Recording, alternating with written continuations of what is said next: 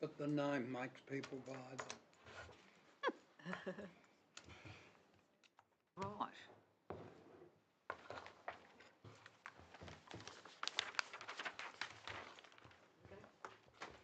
Madam, we are live. Thank you. I declare this meeting of Glamorgan Spring Bay Council held on Tuesday the 28th of July 2026 open at 2:03. The Glamorgan Spring Bay Council acknowledges the traditional owners of our land and recognises the continuing connection to land, waters and culture.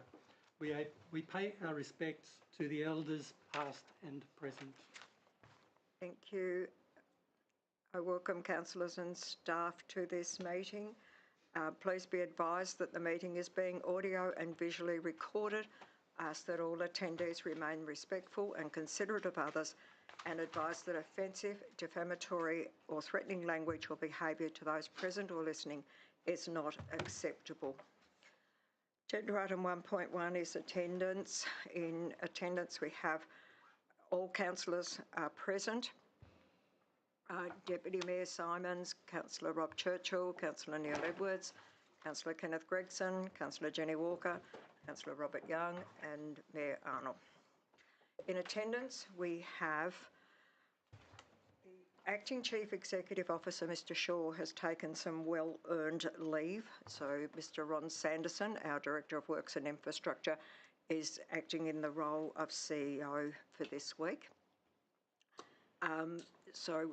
And we have the Acting Director of Planning and Development, Ms Tasha Tyler-Moore, here with us, the Executive Officer, Ms Isabel Clarkson, and our Information and Technology Officer, Shannon Mitchell-Moore. Agenda item 1.2 are late reports. I understand there's no late reports, Mr Sanderson, thank you. 1.3, declaration of interest in a matter of a councillor.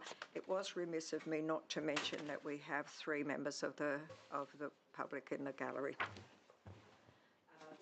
As Mayor, I request elected members to indicate whether they have 1, any interest personally or via a close associate as defined in section 49 of the Local Government Act 1993, or 2, any conflict as described in the Model Code of Conduct for Councillors in any item included in the agenda.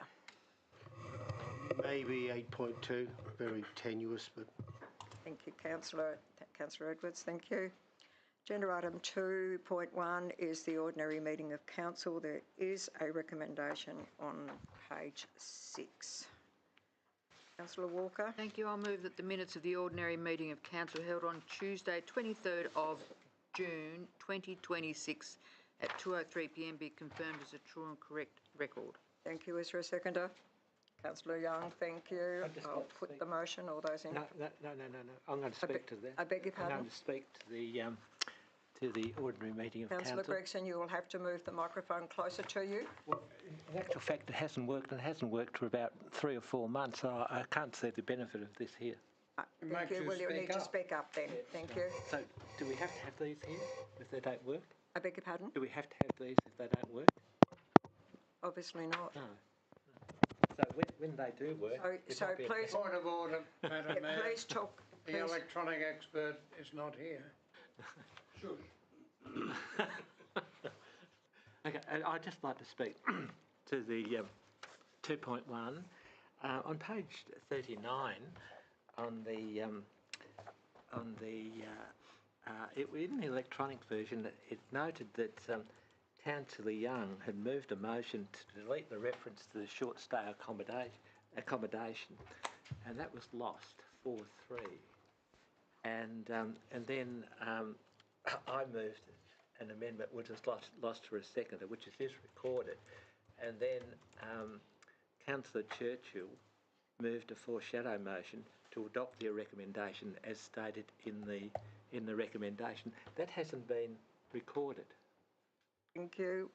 We can check that on the recording. That's fine. That's fine. Thank Because you. it was in We'll note your concerns. Thank you. Thank you. I'll put the motion. All those in favour? Those against? Carried unanimously.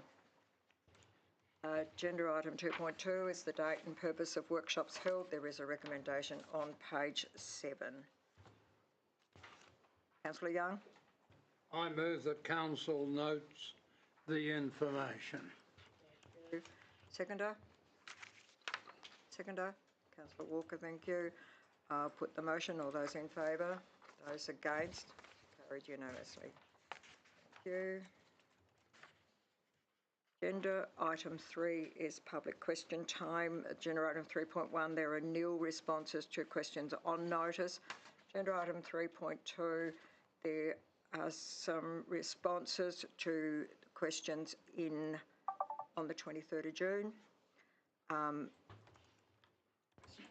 Sanderson, I don't think there's anything else that we need to raise in here. I do note that Ms McQueenie's question is probably not in the agenda in its entirety, but there is an answer there and we'll deal with that. There are no other questions on notice. We move forward. There are nil.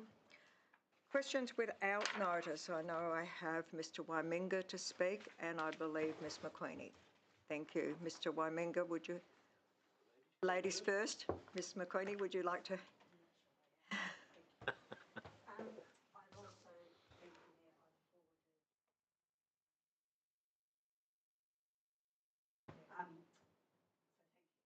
I ask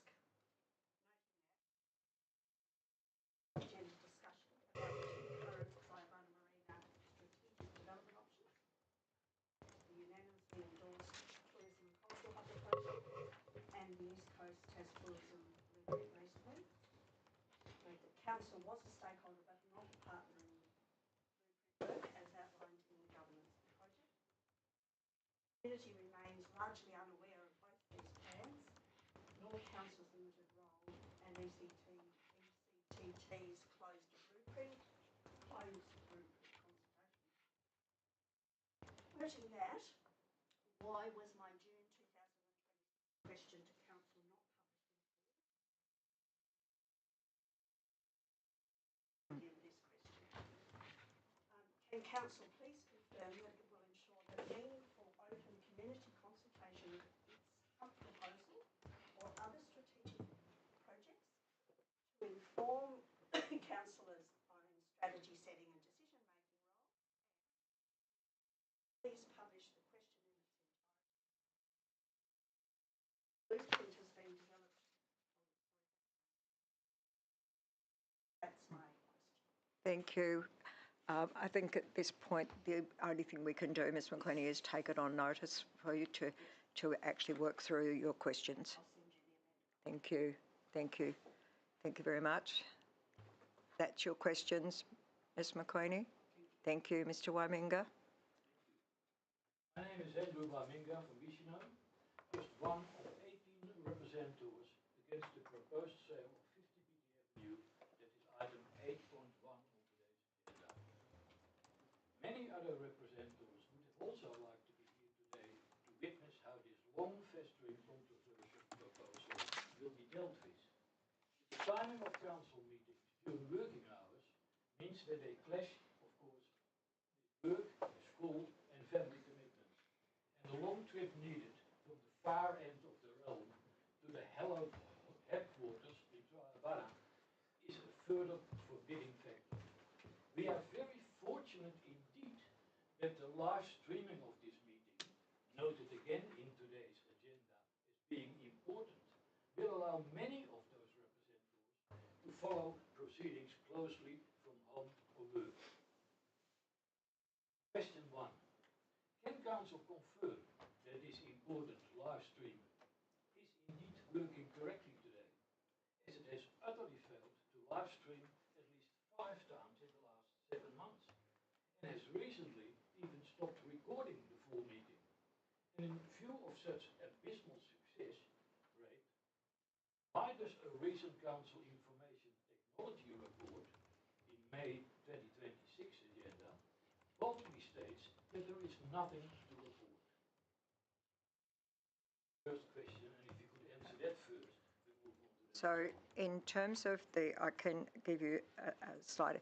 We have had some significant difficulties with the technology.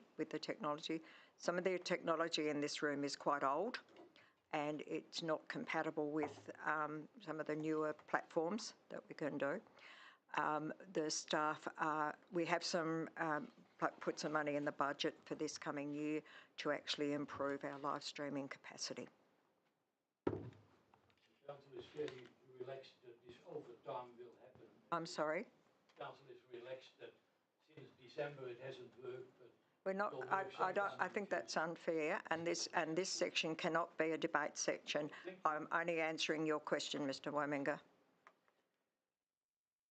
on the 50 BT Avenue matter, it is noted that there are several important mistakes in the council report that undoubtedly all councillors have identified already.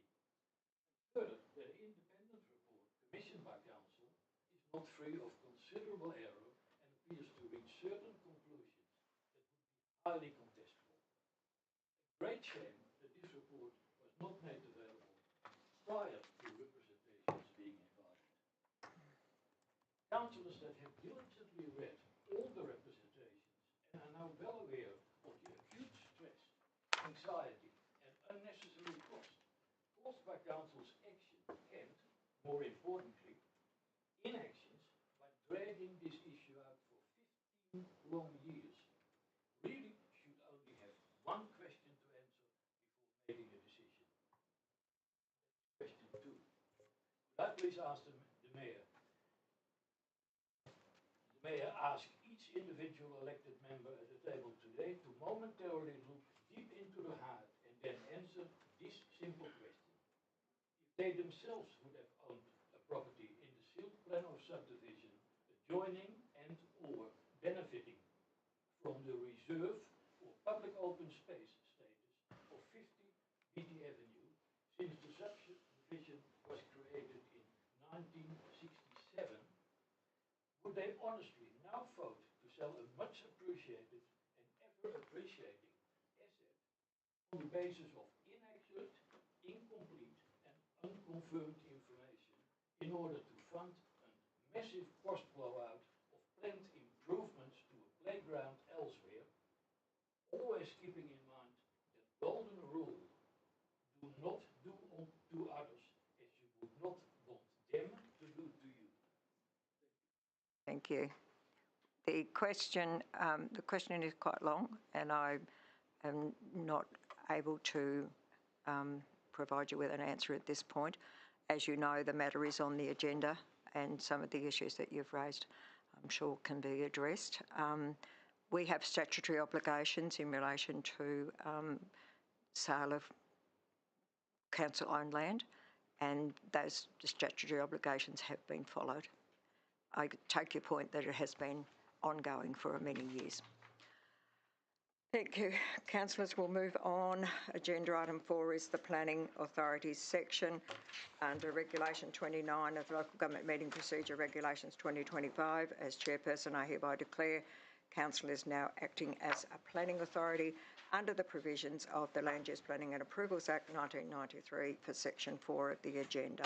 Councillor Walker. Thank you. I'll move that council now acts as a planning authority at 2:16 p.m. Thank you. Is there a seconder? Councillor Young, thank you. I'll put the motion. All those in favour? Those against? It's carried unanimously. Thank you. Agenda item 4.1 is a convenience store at 70 and 72 Kunzia Circuit, Coles Bay, DA 2005-227. There is a recommendation on page 25.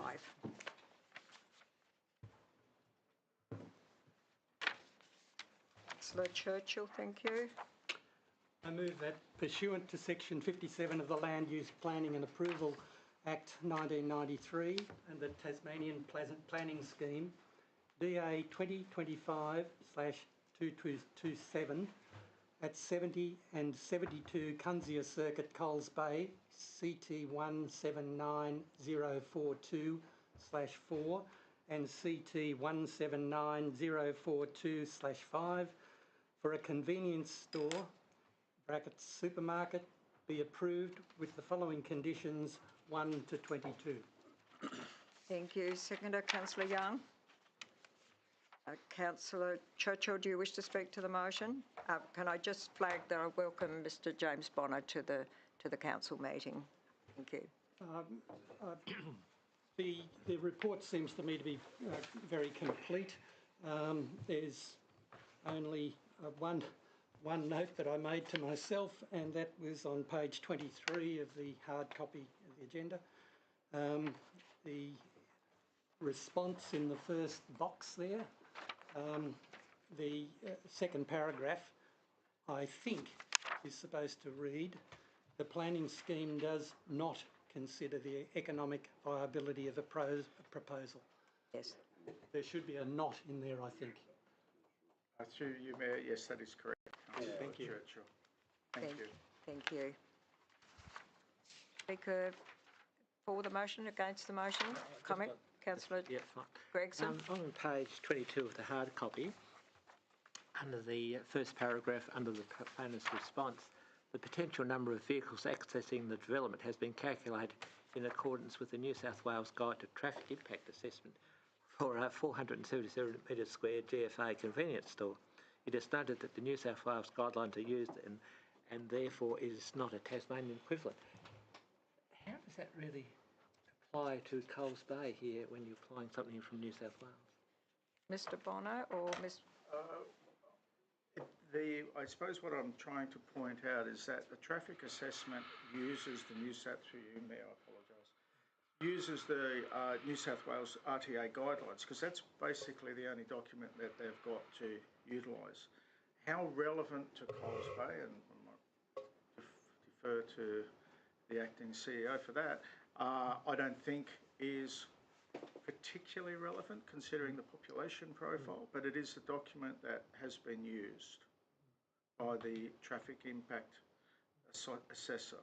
Just a little bit. Is that pertinent to all Tasmanian councils that use it? It's, from my understanding, it's the only document that is available that they can use that provides a guidance of what expectation of traffic movements for various uses. It's quite a detailed document, and I've come across it a few other times in applications. But how relevant to Coles Bay, in regard to vehicle movements per day, I think it's probably an overestimation.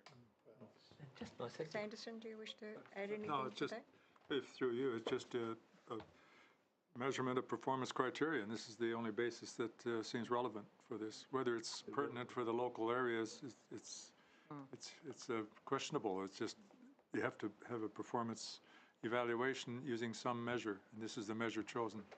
Just through my second question, with regard to page 24, bottom square response, the proposed hours of operation are within the hours allowed for the planning scheme for use within 50 metres of the residential zone. Delivery vehicle movements can occur within the same hours of 7 to 9, Monday to Friday, Saturday 8 to 9, and Sunday and public holidays. How relevant is that? Because a lot of delivery vehicles will come during the night, and they won't really say, oh, we'll have to go here between 7 a.m. to 9 p.m. They come at night about 2 or 3 o'clock. So how would that be pertinent to this convenience store? Mr Bonner, do you wish to? The Mayor, the applicant states that the delivery vehicle will occur during hours. If they're occurring at 2 o'clock in the morning, then someone has to be there. So generally they will go during opening hours because that's when the staff are there. Otherwise they have to have someone there specifically to do it. Larger supermarkets will tend to have those sort of hours. So, you know, Woolworths and Coles in Hobart. But then they also will have night stackers. So again, they tend to have staff there anyway because of the size of the supermarket. So through the Mayor, so that's not a condition that they do it between 7 a.m. to 9 p.m. Monday to Friday, and 8 a.m. to 9 p.m. Saturday, Sunday, and public holidays?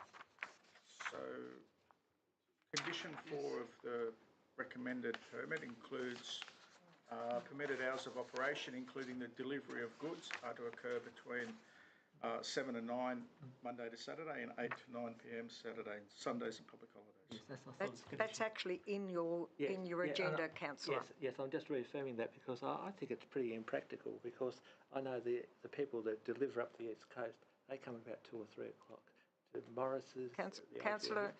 Councillor Gregson, whether it's impractical or not is not the issue here. It's what has been asked for by the developer, I'm guessing. Mr.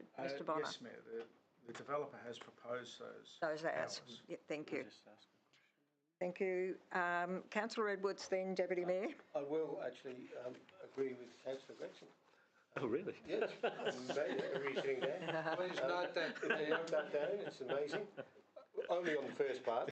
I know it's a performance indicator you have to use, but how ridiculous. New South, is that Pitt Street in Sydney or the back street of Burridge, where I played football, where there's a pub and a football ground? It's, I'm not having to go, you blokes, it's the one you've got to use. Yeah. But it's just... Councillor Edwards, it comes back to statutory regulations that we have to follow. But I just see the abject stupidity. Deputy Mayor. Through you, Madam Mayor, just with regards to Councillor Gregson's observations of deliveries at 2 and 3 o'clock in the morning, what evidence is there of that?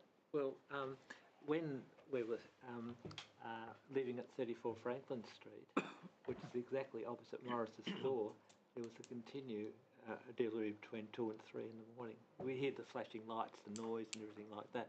That's the evidence I have because I was in situ opposite a store there for a number of years. Any other questions or comments in relation to this matter?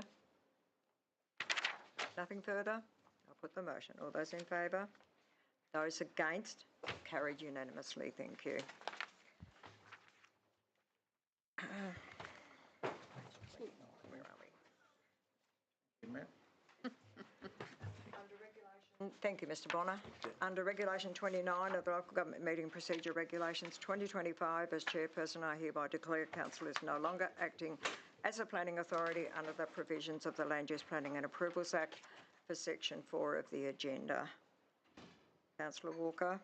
Thank you, Madam Mayor. I'll move that council no longer acts as a planning authority at 2:25. Seconder.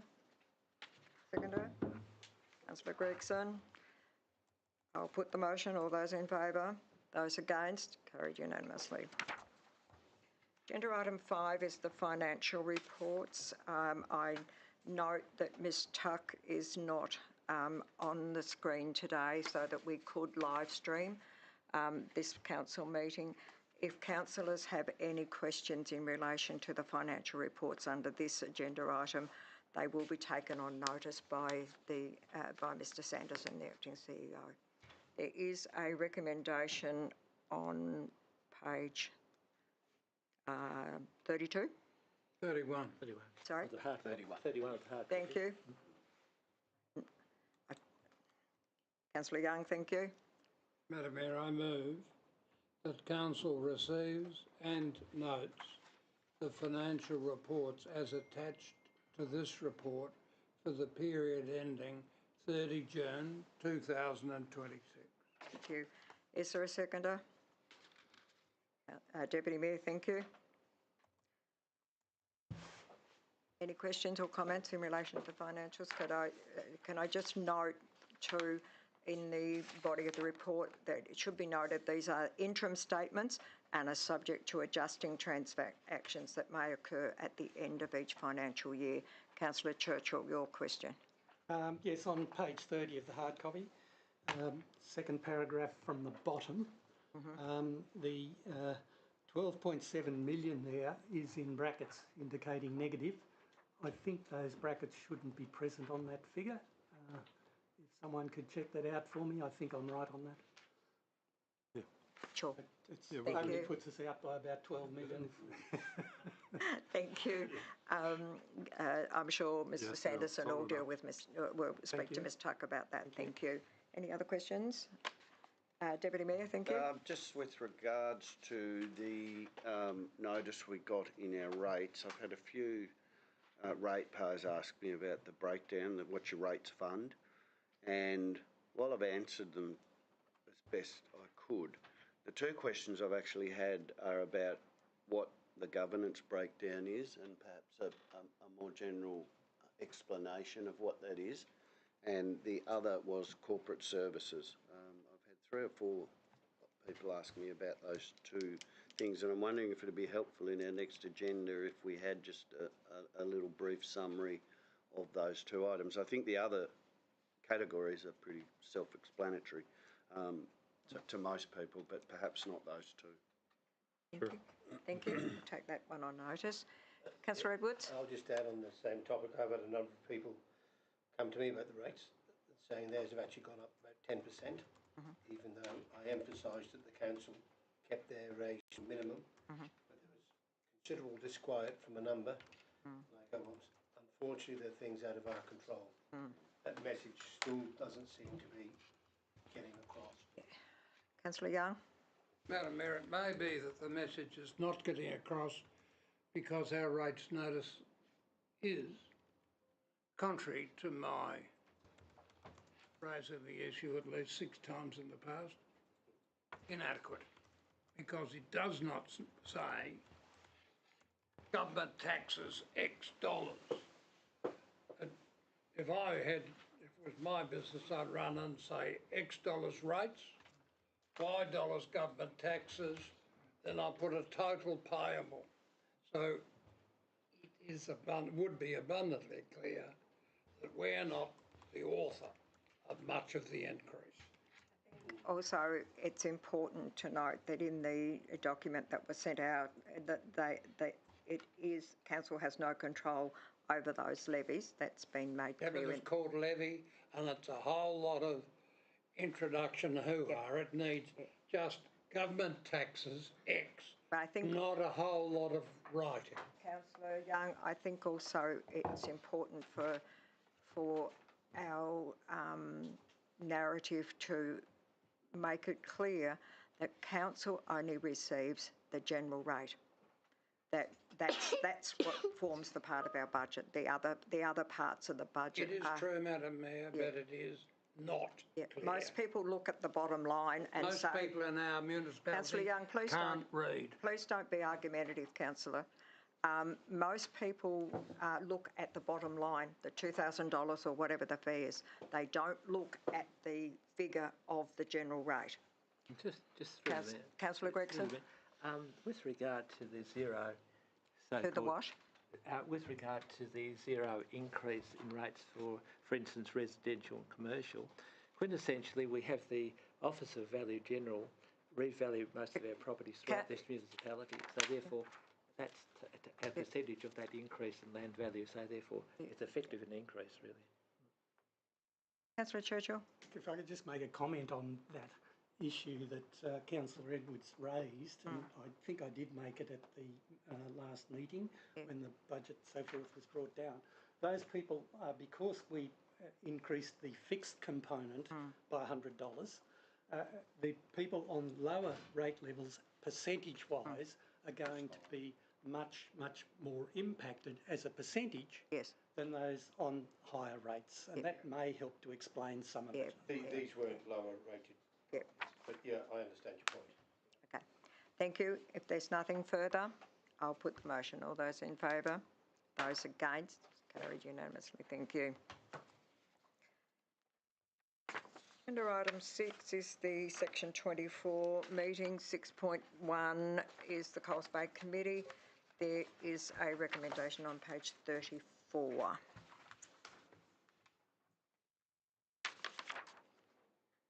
Councillor Edwards. I recommend that the minutes of the Coles Bay Hall Committee meeting held on 2nd of June 2026 be received and noted. Seconder. Councillor Churchill, thank you. We are receiving and noting. I'll put the motion. All those in favour? Sorry, Councillor.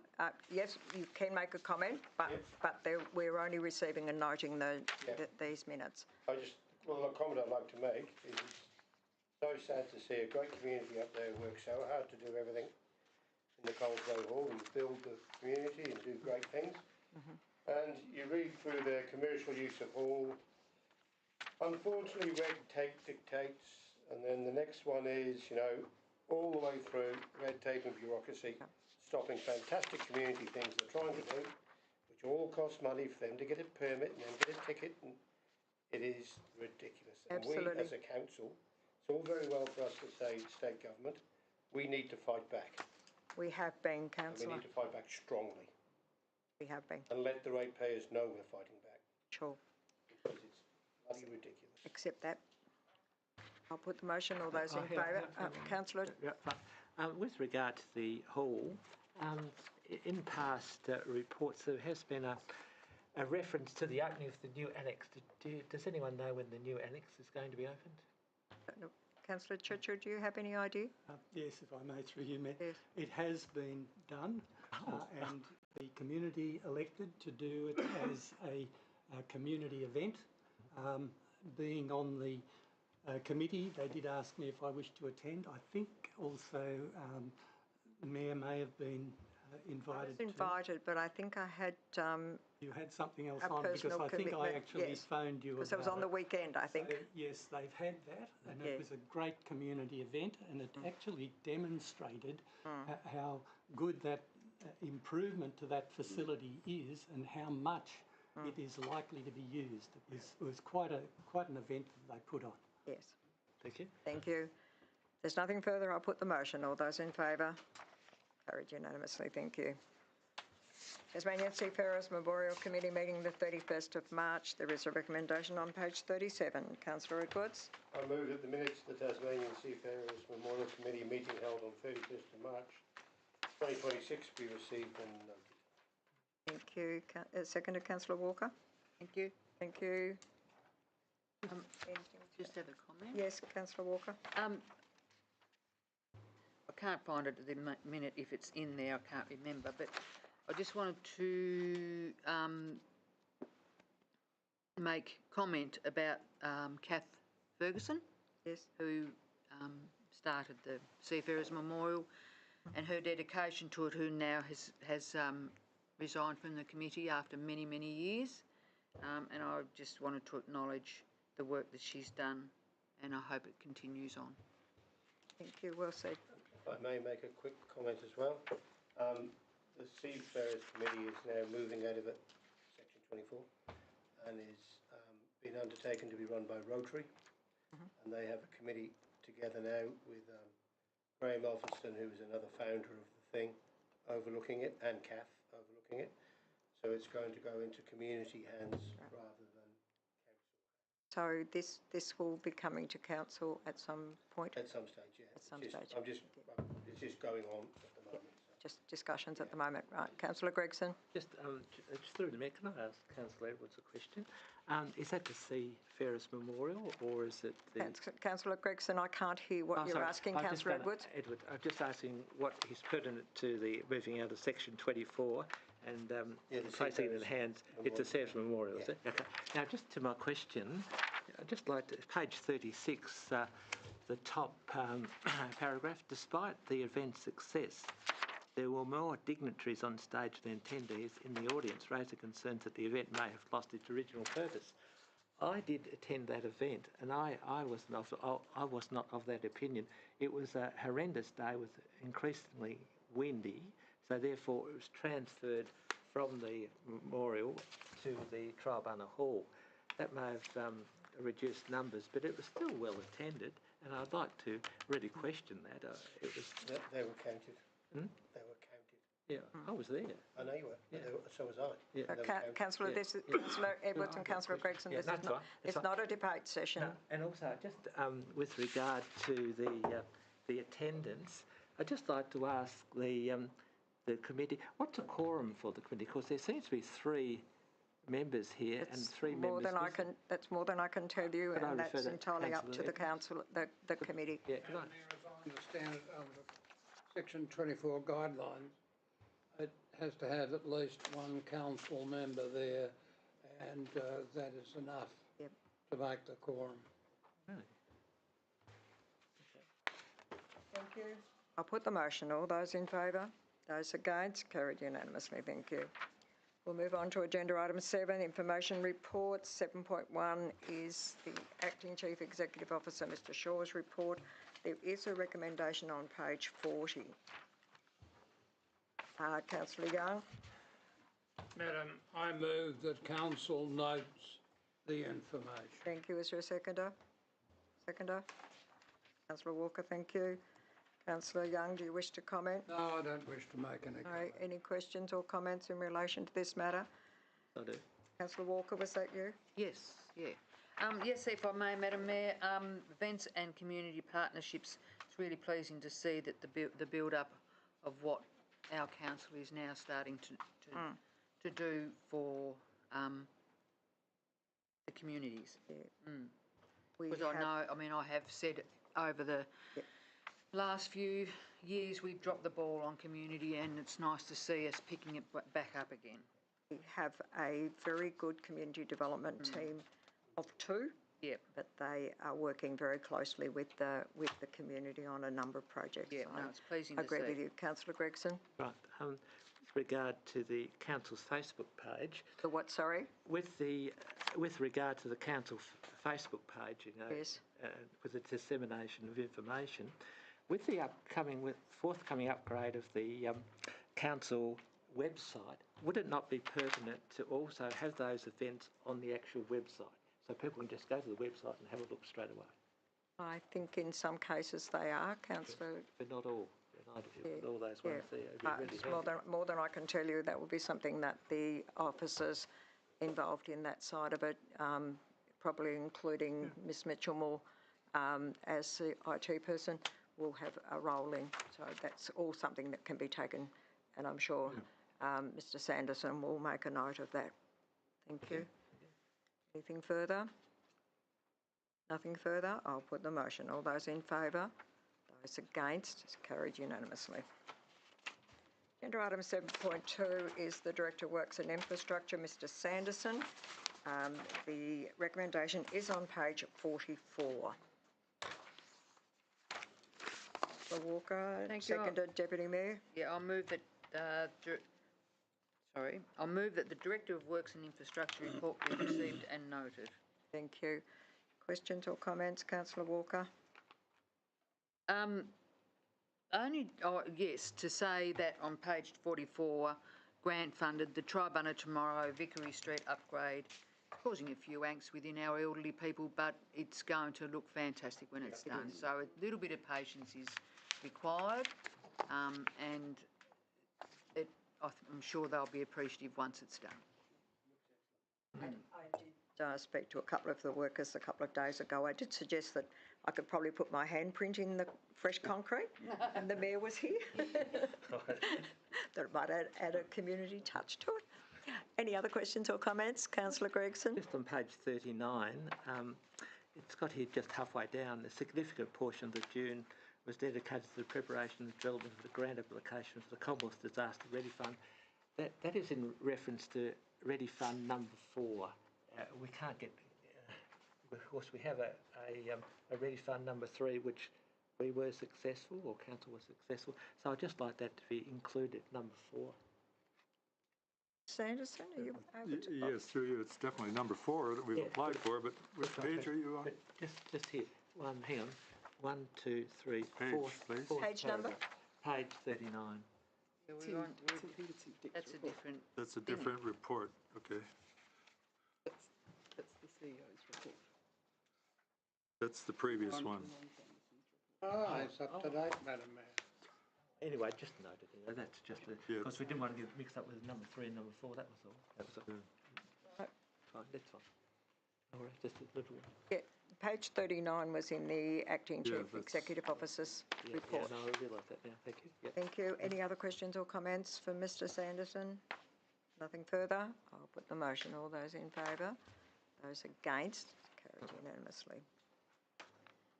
Agenda item 7.3 is the Acting Director of Planning and Development, Mr Tyler Moore's report. There is a recommendation on page 47. Deputy Mayor. I'll move that council receives and notes the report on the activities on the Planning and Development Directorate. Thank you. Is there a seconder? Councillor Edwards, thank you. Deputy Mayor, do you wish to speak?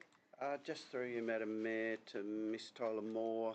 I was just wondering, bottom paragraph under building and plumbing, the reporting period, I could see, it's probably here, but I just couldn't see the date of the reporting period. What page? What page? Page 45 on the hard copy. Page last 45. paragraph under building and plumbing, and the same goes for reporting period for 474 dogs were registered. I'm trying to see. The reporting period is for the last month, Mr Tyler Moore, if I... That's correct, Mayor. It's for the last month. Yeah. Yes, so... For I think June. for- For June? Correct. Yeah, Yep. June through to July. Yep. Is that when our dogs, they all come out at the same time, the dog registrations? Through you, Mayor, the dog registrations were noted in the last report, so we must have set them out the last one, but the kennel licences have been sent out in the month of July. Yeah. I've had my dog ones. Yeah, I got my dog one Kennel too, licence. but I just, It's been sent. so that's probably a reasonable uptake. And then just another question, Madam Mayor, through you. Do we fund the school-based immunisation program, or is that a TAS Health? No. Miss... I think through you, it's... Mayor, I'd have to take that on notice. I'm not sure of the funding. We certainly, councils deliver it. Yeah. But I expect that it's funded by the state government. Yeah. As far as I know, that's... Yeah, as far Is as... it delivered through the Cryobunna Clinic? Yes. It's, I believe they went to the school, and this year we actually appointed another council to deliver the service for us. One of the other councils that were better equipped to be able to do it and manage it in that instance, and it will be considered going forward as probably more effective and efficient and reduce risk if we continue to use a larger council. Thank you. Thank you. Just Councillor Churchill? I just wanted to make comment there on the item that's in there under the NRM report on page 46. In my view, impending possibility of H5N1 bird flu. I think we've got to keep that message going very, very strongly. We're at this point in time fortunate enough not to have found it here. I think if most of us took a pretty good guess, we could almost say that it is here. We just haven't found it yet. And for people, especially with the large coastlines that we've got, it'll probably occur in seabirds, probably the migrating species. So we just need that awareness to be there, and people on the beaches with their dogs especially, but even if they're on the beaches themselves, to keep an eye out and keep it going. So I'd really like that message to continue happening. If I may, Ms Tyler Moore, Councillor Churchill, we have had some discussions with the communications team around ensuring that that message is out through all our channels. So we're working on that, I believe. Yes, through you, Mayor, we are. It's also good for the council and the residents of Glamorgan Spring Bay to understand that we've been working behind the scenes already to get ready for it, so that we have staff trained for what we need to do, what our roles and responsibilities are, that we have the PPE ready should we have to handle it, because when it arrives in the state, NRE's only got limited resources. They can't be across the state all the time. So we've actually taken a very proactive approach to this, and we have comms that will switch in their nature once it actually arrives in the state, so we don't cause panic now, or we don't talk about it too much now that people get bored of the messaging, that when it arrives, they don't take notice. Yeah. So I appreciate the comments, and we'll be ready. Good point. Yeah. Mr Sanderson, do you want to add anything No, to that? just to give credit to the staff for jumping on board and getting ahead of the game, and particularly to young Scotty, not so young Scotty, who's done a great job in getting the research and all of our, as PPE, as Tyler Moore said, is being checked, and what we don't have, we're purchasing at the moment. Thank you. Councillor Gregson? Just going back to the vaccination part, the school-based immunisation program undertaken at the school, etc. Mayor Homdale from the West Taylor Council did bring up publicly that it wasn't the responsibility of local government, it should be the Department of Health, and she was going to put that forward to the GAT So that'd be an interesting thing to follow. Councillor Gregson, that's introducing further information into this report. Oh, That it's irrelevant in this situation. Anyway. Thank you. Anything other further questions? Oh, just one. There is one active planning appeal. Is that before Tascatton? Which property is that, please? You don't, Ms. Tyler, can you answer that or? Yes, through you, Mayor. There's actually, since this was published, there's now 2 appeals. One's for in Oyster Cove, and the other one is for a subdivision in, just drawing a blank now. I'd have to look it up to see where it is. Right. Yeah, it's for a subdivision, and we've started the preliminary conference for that. Right. Mr. Sanderson, you would? Just wondered if there was a seconder for the motion. Yeah, I did have someone. Yeah, Councillor Edwards. Councillor Edwards, yeah. Thank you. Thank you. Right, if there's nothing further, I'll put the motion. All those in favour? Thank you. It's carried unanimously. Item 7.5 is the action register, June 2026. There is a recommendation on page 50. 7.4. No, I don't think that's right.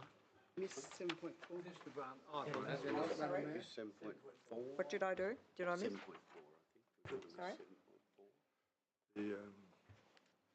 7.4. The, It's not on my, sorry. 7.4, the Acting Director, Corporate and Financial Services. There is a recommendation on page 49. Thank you, everybody. I skipped over. And I'm going to remind everybody that Ms Tuck is not with us today, and any questions will be taken on notice. Madam Mayor, I move the Director of Corporate and Financial Services report for the month of June 2026 be received and noted. For a seconder, Councillor Gregson. Thank you. Councillor Young, do you have any questions? No, Madam Mayor, I've got no comment you. to make. Thank you. Any other questions or comments? Nothing further? I'll put the motion. All those in favour? Those against? Carried unanimously. That'll teach me to put the tick at the right one. Action register June 2026. The recommendation is on page 50. Madam Mayor, I move that Council receive and notes the Action Register report for June 2026. Thank you. As a seconder, Councillor Edwards, thank you. Questions or comments? Madam Mayor, Councillor Young. seeing I move the motion, I would like to say that the Action Register is a very good idea. It's only been recently introduced, and it is a very effective method that we actually carry out what we decide to do. Thank you. Councillor Edwards. I've had a number of ratepayers ask me about putting in submissions for the dog management policy. Should they be doing that now? No. No? That's the short answer, Councillor Edwards. That's what I thought. When should they start? Well, that will be advertised when we have, once we've done the next iteration of the dog management policy. Could be a while. And council will then have to make a decision to put it out to public consultation, which will then be a time frame for it. Could be 2-3 months, just so I can give them a rough.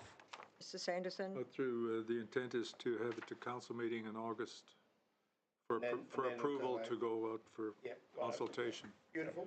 Sorry, I misunderstood your question, No, that's Councillor. I'm fine. sorry. It's all good. Thank you. Nothing further?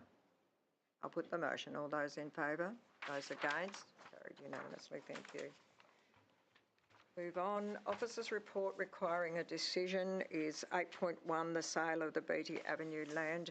There is a recommendation on page 57.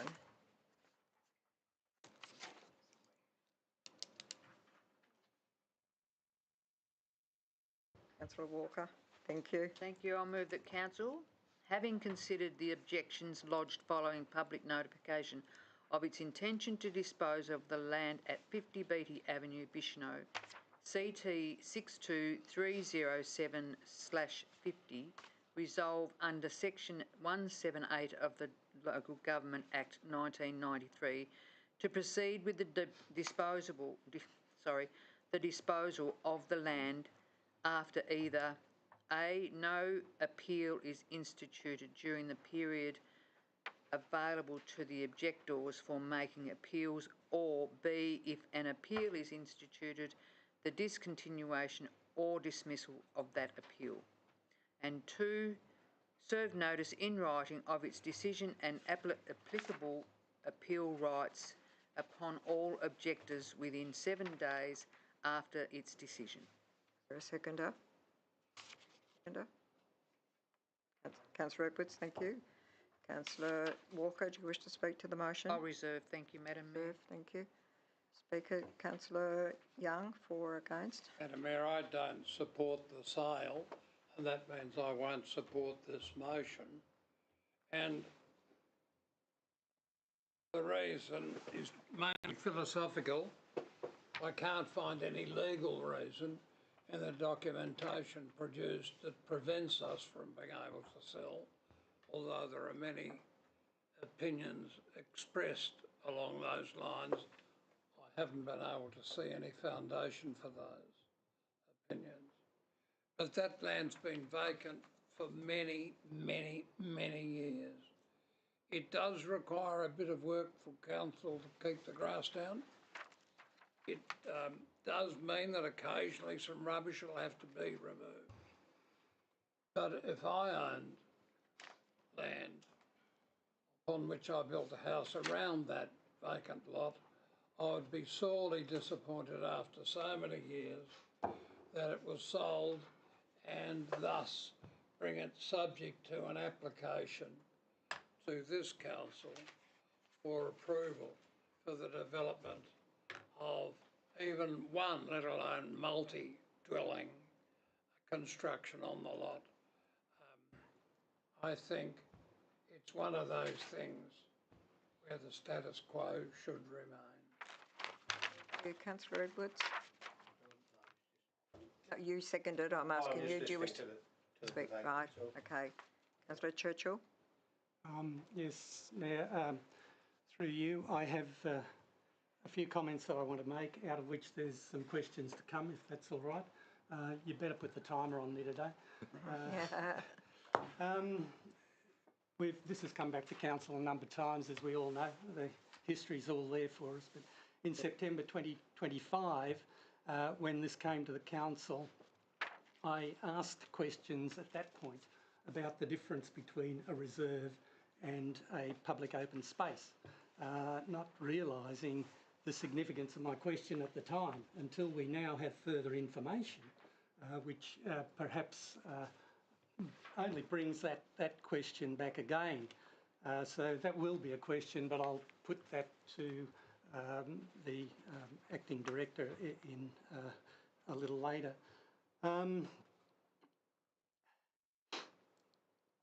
One could be excused for seeing this report as being a planning matter. There's a slant on this that's making it look as if this whole issue is about planning. And the consultant refers to the size and configuration of the lot, but does not detail why that makes the space unsuitable for public space. In the same report, we're told that the land doesn't have frontage to Beatty Avenue. It has a 6-metre frontage to Beatty Avenue, unless this is a right-of-way. That is a question I'll leave with the director to answer also.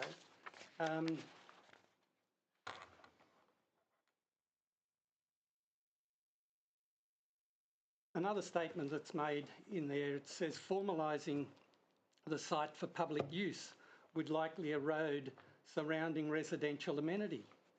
It could be asked reasonably, would the construction of a building, potentially a large one for the space, because it is a large space, it's about 3 times the size of average blocks in Bicheno. If the block is sold, it's most likely going to be for a development.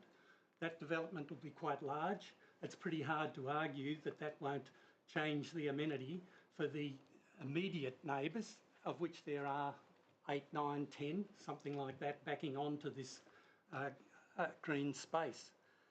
So,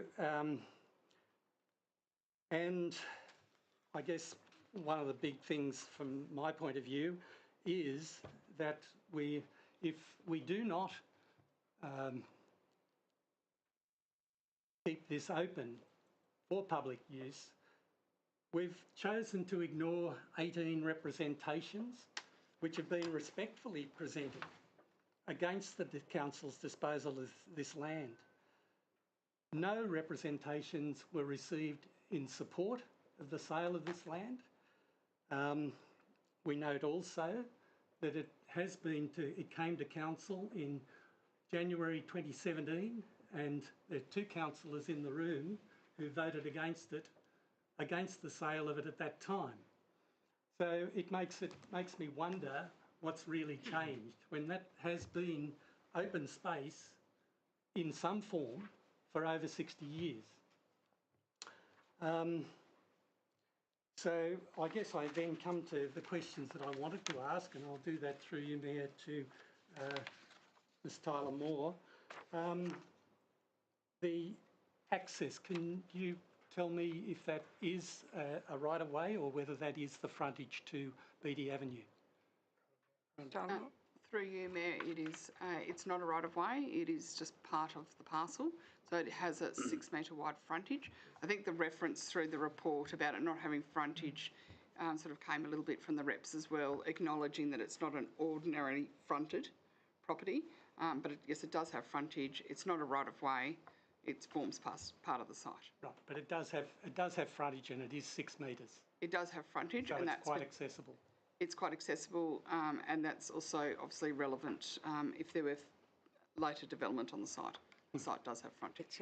If I may, Ms Tyler Moore, it's a battle axe block, isn't it? So the entrance is... Informal term is a battle axe block. It's not a known term in the scheme. And so we've got 6 metre frontage there. No question about that, in my view.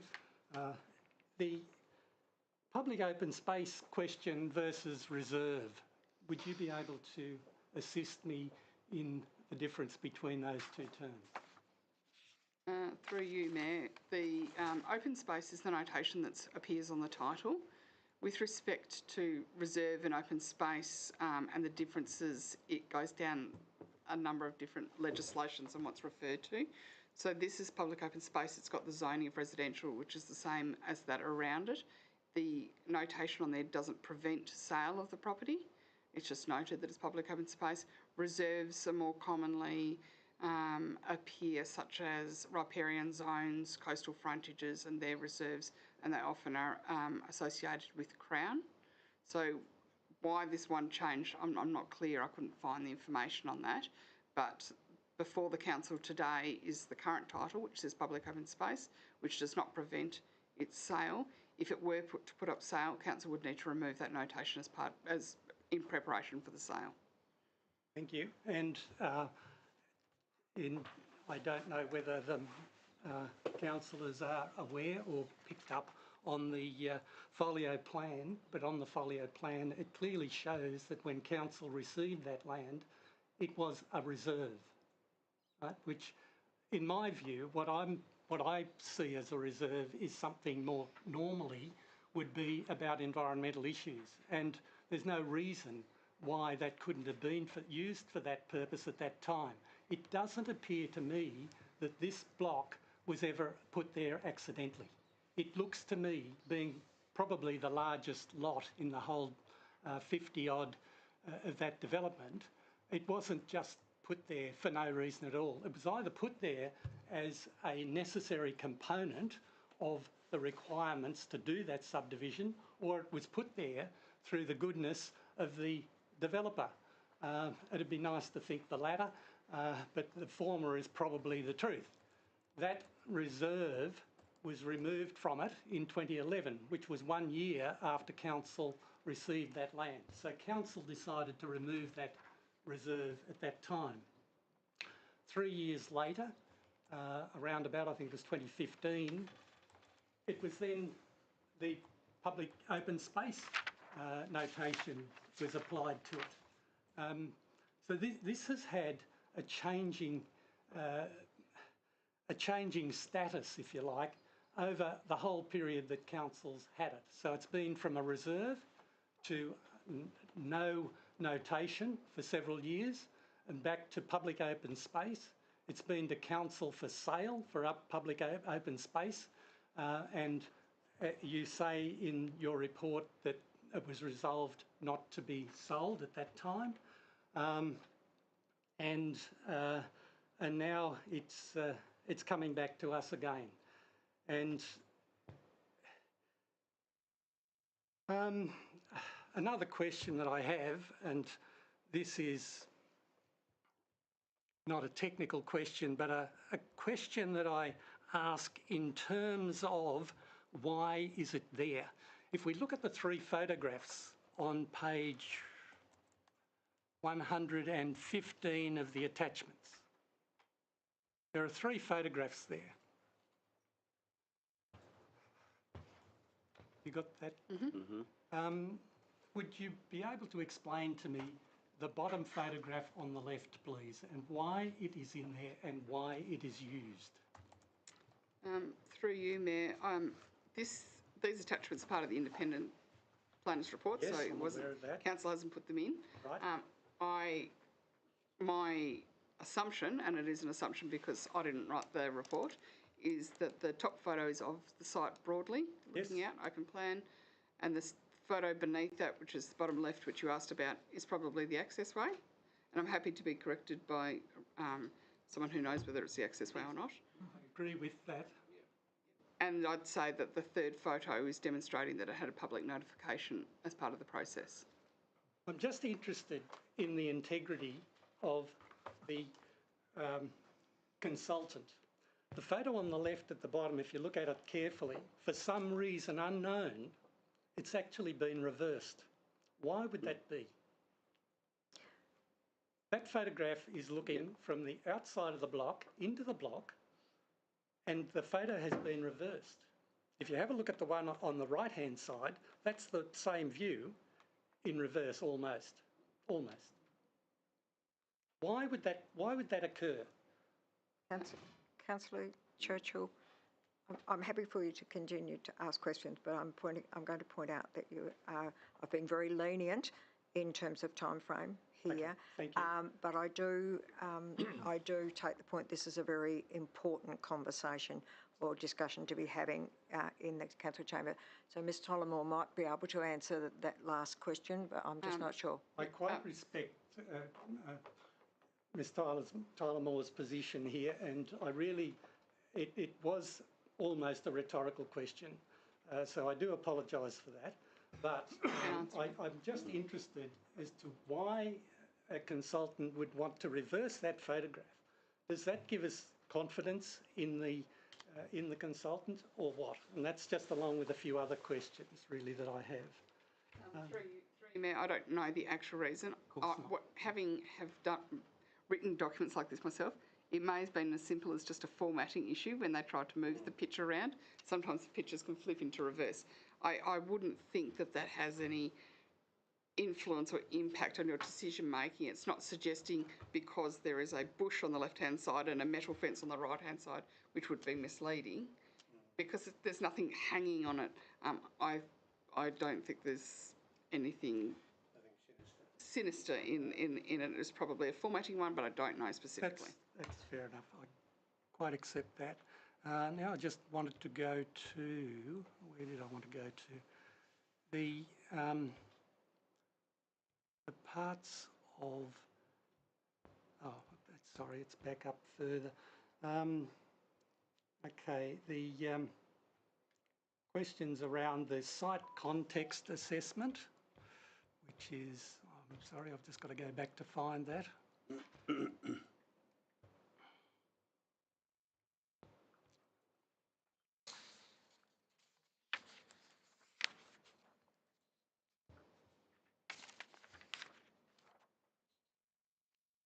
Number 5. Have you've got another question, Councillor? It's page 4 of 12. That's the one about, about the street access to the lot. And somewhere in there, it's described that this access is not suitable for pushing a pram through or a wheelchair or whatever. I've been on site, that's a load of rubbish. It's a flat surface.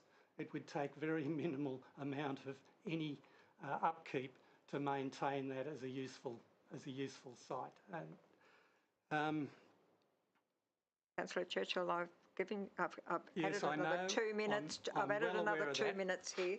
Can I just have a small stretch Yes. to have a look at part 7, which is the size, the configuration and the functionality. There is insufficient space, according to the consultant, there is insufficient space for meaningful recreational facilities. This is almost half an acre.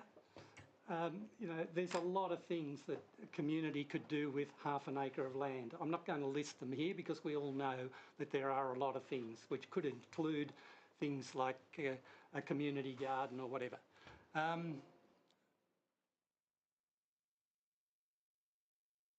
This is the part where they talk about restricted universal access for prams, mobility aids and maintenance vehicles. 6 metres? I don't think so. Low legibility as public open space due to the lack of frontage. Would Ms Tyler Moore please explain to me what legibility is? Through you, Mayor, again, it's the independent report, but legibility generally we're talking about is that you can see it easily. This is very much tucked away down effectively what would look like a driveway to many people. So it doesn't have that legibility of, oh, it's there, I'm not an immediate, no, sure it's legible to the people that back onto it, who are the people that are benefiting from this, holding this land. But generally in the community, they may not be able to see it because they can't see through it. That's why we avoid things like high solid fences around open space, so people can see it's there, it's appealing, they see it's safe, it's legible, what's available to them in there, is it the right age group or the right facilities that they want. The configuration has made that difficult. Thank you. And I've almost finished. Sorry, Mayor. Yeah, this is where they mention there in the same part of this, high interface impacts with adjoining dwellings. Well, the interface impacts to me indicate that it is well viewed, and in fact there is one house that I believe is built with effectively the front of it overlooking that area of land. So I think that around the security issues, if it was to be used for that purpose, remembering it isn't just a space for children to play. Thank you for your indulgence, Mayor. I clearly will not be supporting the sale of this land. Thank you, Councillor Churchill. It's, as I said, it's a debate and a question session that had to happen. I think, Councillor Young? Thank you, Madam Mayor. I'd like to ask our planner, Tyler Moore, when you said that the notation would have to be removed before it was put up for sale, is that because you think it may be considered as an encumbrance on the title, that's open space comment, and thus restrict the property's use? And if so, would it take an application, do you believe, and it's a planning issue, to the Recorder of Titles to remove that covenant from the title? Ms Tyler Moore? Through you, Mayor, it is an application to the titles. It's done under the Local Government Act. You mean to the Recorder of Titles? To the Recorder of Titles to have it removed. Removing it removes confusion for purchasers. Because I didn't hear the last couple of words. It removes confusion for purchasers. Because it's, you didn't answer, you consider it might be an encumbrance. I didn't say I consider it an I encumbrance. asked the question. It would be an encumbrance in that it is confusing to the purchasers that it can be used for residential use. So it may be it couldn't be used for residential use if the encumbrance was not on the title. That's a question. Through you, Mayor, it doesn't say that strictly, that if it has a notation on there that you can't use it that way. But it causes you a concern. It makes good sense and to have it removed. She's not answering the Mr. question. Sanderson, do you wish to add anything? No, it's just public land. It ceases to become public land when it's sold. And if it's residential zoning, it can be used as a residential zone. That's my Unless it's understanding. got a covenant on the title. My understanding is, I could be wrong, I'm certainly not a lawyer in this area, when a public land is sold, it ceases to become public land. Councillor Edwards, then Councillor Gregson. Can I just read in the conclusion again, where it appears to me that it's fully understand the concern of the neighbours of the block. It's completely get their point of view. They've had an open paddock next door to them for a long time. But it says that it's from the report's conclusion, it's not the best public open space block you find, and by what our officer has been saying, that seems to be true. There's no argument against that. It said the proceeds of the sale can be invested in the public area that is used by a much higher number of residents and serves for a diversity of uses. So that is the intended use of the money if it is sold. Is it to go into more public open space opportunities for the people in the area? Mr. Sanderson? That is a council decision. The staff certainly cannot answer. That is what that is the understanding. That's the understanding. Yeah. And if I may, Councillor Edwards, the probably unwritten policy of this council is that if we do sell public open space in an area, and often that's a block of land that we've been given in lieu of Money. yeah, in lieu of money, thank you, yeah, financial contribution, then it's always been our view that if that property is sold in place X, that's where the funds should be spent, where possible. Yeah, you know, can't sell a property in Chibunna and spend the money in Bicheno and vice versa. Yeah. Councillor Gregson. Just a few questions, please. Page 52, number 3, absolute majority. That's 50% plus one, isn't it? Excuse me. Page 52. Point 3 under the Local Government Act, absolute majority 50% plus one with regard absolute to majority. An absolute majority. We are normally a council of 8, so the absolute majority needs to be 5, even though there isn't 8 people in the chamber right now. Just clarifying that. And better waxed. Sorry. I'm just clarifying that. Thank you. And the next question is better waxed configured lot. Is that a normal term? I'm sorry? Is that a better waxed configured lot? Battle axe, yeah. Is that a normal planning term? It has been for many years in planning. It might have changed now, Ms Tyler Moore, but... Through you, Mayor, it's the word battle axe does not appear in the Land Use Planning Approvals Act, nor does it appear in the planning scheme, but it's very well accepted what it is. Oh, okay. It's a colloquial term. Right. And on page 53, 1, 2, 3, 4, 5, 6, the sixth sentence was 2023. Notice of intention to sell the land was advertised in the Mercury and Examiner. However, there was an error in the advertising process. That was 2024, wasn't it, please?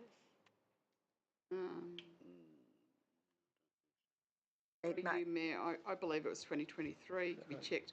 I think it's immaterial to the decision making today. That's fine. And the next question is just on page 53, the second last paragraph under Council's consideration.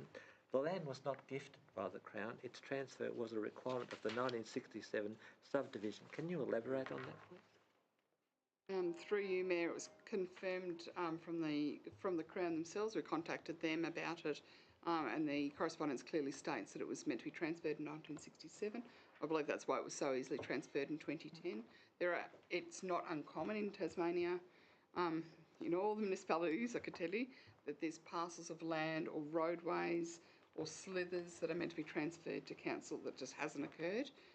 It's an exercise councils need to go through, but it is a bit resource hungry, so when it comes up, then it's often dealt with. Okay.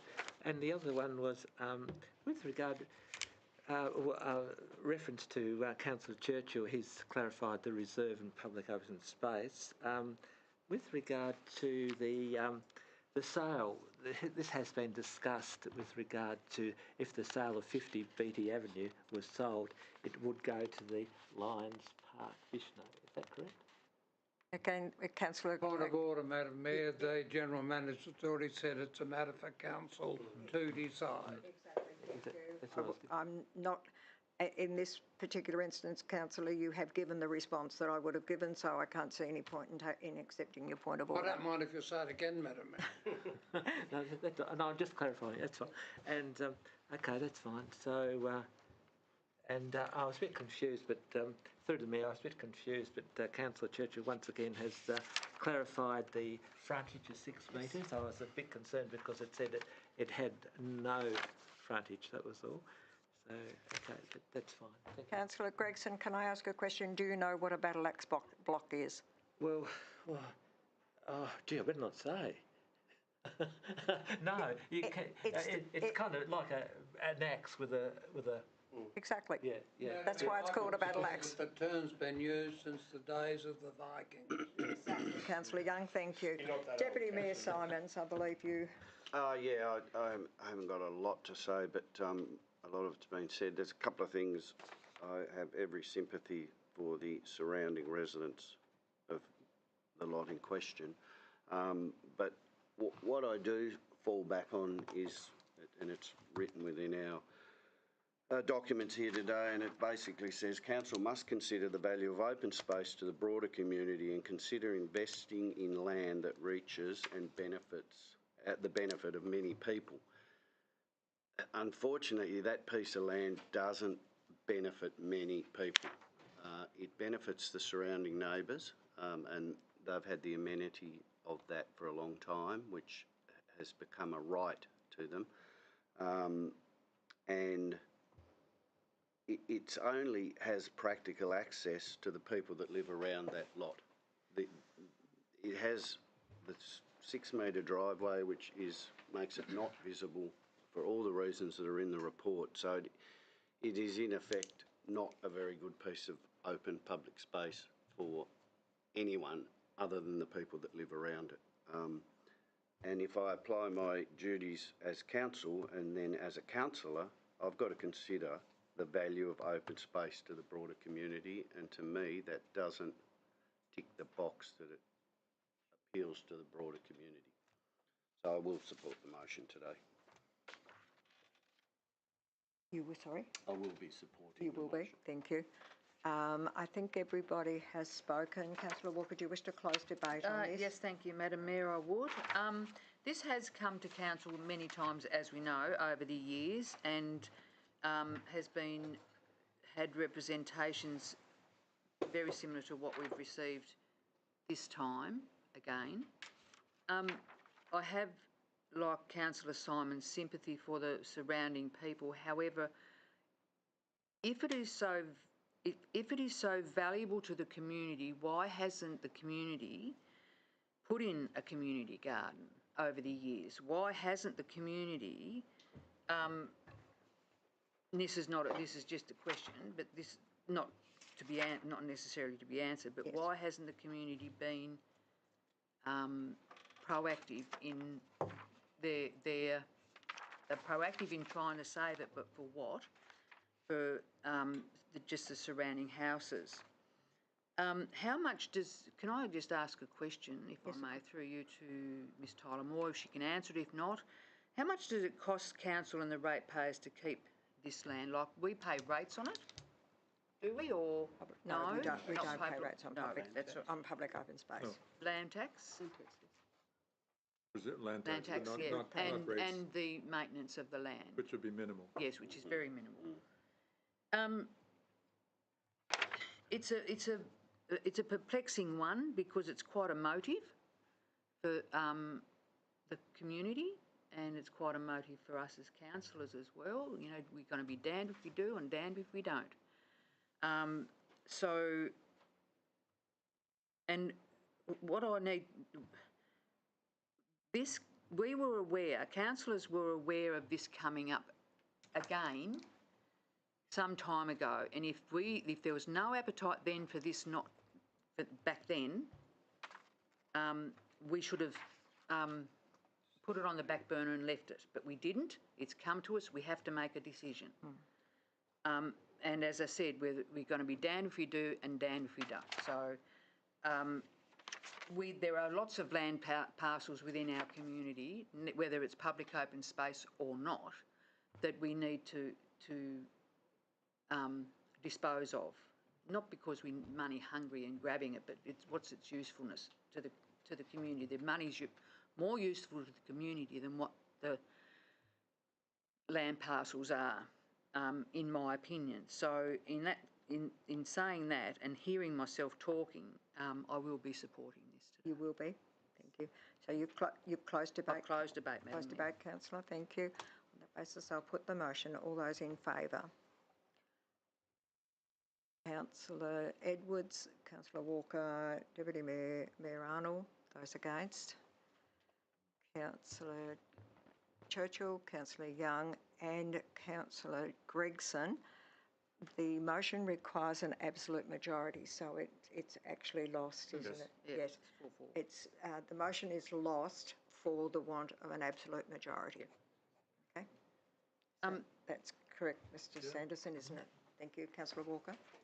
No, I don't know whether this is appropriate or not, but can we just not bring this back to council again? Thank you. She's trying to gag us, Madam Mayor. No, well, I mean, how many times do we have to go through it? Well, it's like asking the girl to marry you. Ask till Agenda she item says yes. 8.2 is Community Grants Program, and it is on, the recommendation is on page 59, noting that the recommendation is for five different community small grants. I've got to go. I beg your pardon? Conflict. Oh, well, no. Councillor Edwards, before you leave, what I'm going to say is that Councillor Walker raised an issue around this. We will probably deal with these individually, and that way then you can remain until the item that you have an interest in. I think that's the way, Councillor Walker. That's probably going to be the better way to deal with this. Pardon? One at a time, yes, thank you. So that's what we normally do, isn't it?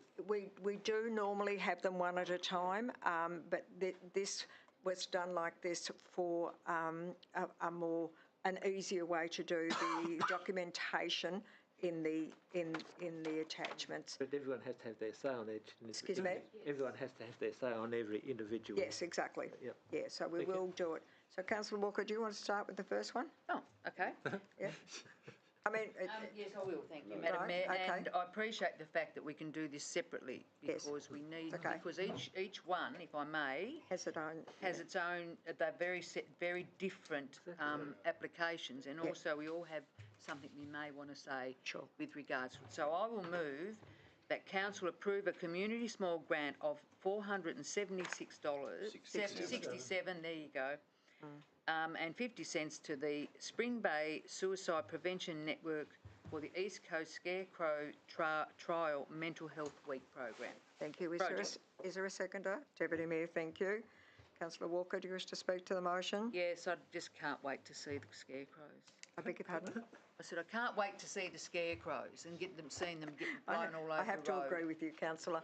Any other questions? Councillor Edwards, thank you. Whilst I'll be supporting it, I often wonder about the value of things that remind you of somebody who suicided as you drive up there.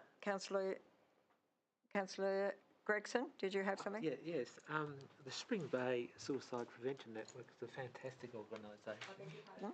The Spring Bay Suicide Prevention Network is a fantastic organisation, and they haven't requested the maximum amount. And I unlike Councillor Edwards, I think the trail is a good one, all in orange, of course. And it does recognise suicide. People just put it to one side and it'll go away, but it doesn't, and it brings suicide to the fore. Councillor Gregson, I will ask you again, please do not keep bringing additional information into this. We are talking about a community small grant, $467.50 for the Spring Bay Suicide Prevention Group's East Coast Scarecrow Trail. Yeah. What that happens is not for this discussion. Do you support this motion or not? Oh, just saying yes. Thank you. I think the Prevention Network is a fantastic Thank you. organisation. Are there any other comments? Nothing further? I'll put the motion. All those in favour? Those against? It's carried unanimously. Thank you. Councillor Gregson took a long time to say yes. Deputy Mayor? I'll move that council approve a community small grant of $784.20 to the Bicheno Craze Youth Club towards public liability insurance. Thank you. Is there a seconder? Yeah, I'll second it. Thank you, Councillor Young. Deputy Mayor, do you wish to speak to the motion? Just really quickly, it's a great little group that does the footy during the winter, and they do some other events, skate events during the year, so I think it's a terrific thing to support. Thank you. Speaker for or against the motion? I'd just like to raise one issue with the Bicheno Craze and the rest. Formerly, we used to have an explanatory note of what each club or whatever did.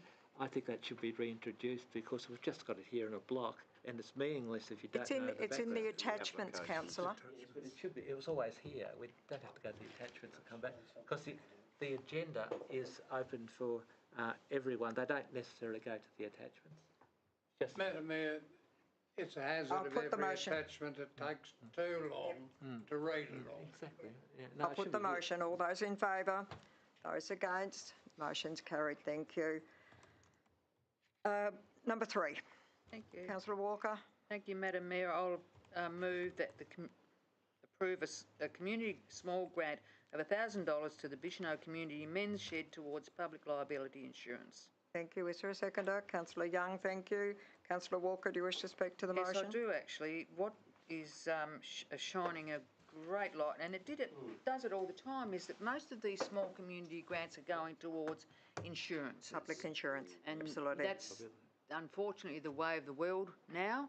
And, you know, the good money, the ratepayers' money is going to insurance companies, which is, you know, it's a bit sad, but it's what they've got to do to actually be able to remain viable. I think it's particularly good that council can support their community Absolutely. groups with this, because I know in some cases the insurance policy is quite a bit higher than this $1,000. Yeah. Councillor Young. Madam Mayor, I'm going to support this motion, but I'd just like to make a comment for council management to bear in mind. I've just come from a whole committee meeting. The question of insurance is very important. Many Section 24 committees have worries about insurance. We have community effort to do things. Public risk insurance is required, sensible to have. I wonder whether it's not worthwhile this council and its officers approaching Local Government Association of Tasmania to organise what's called a bordereau system, whereby they have a standard policy of public risk insurance, and in order to be covered by it, we just send the name of the... Point of order, Madam Mayor, we're introducing you. Yes. Well, we have. It is new. We've done it on Councillor Gregson, and I think it's only fair. Well, it's relevant to the question No, it isn't. of public risk insurance. It isn't, councillor, Well, I'm sorry, Madam Mayor, you've ruled that you don't want to get council public risk insurance in. I have not ruled that at all, councillor. That's the conclusion. Can be the conclusion. Councillor Gregson. Thank you.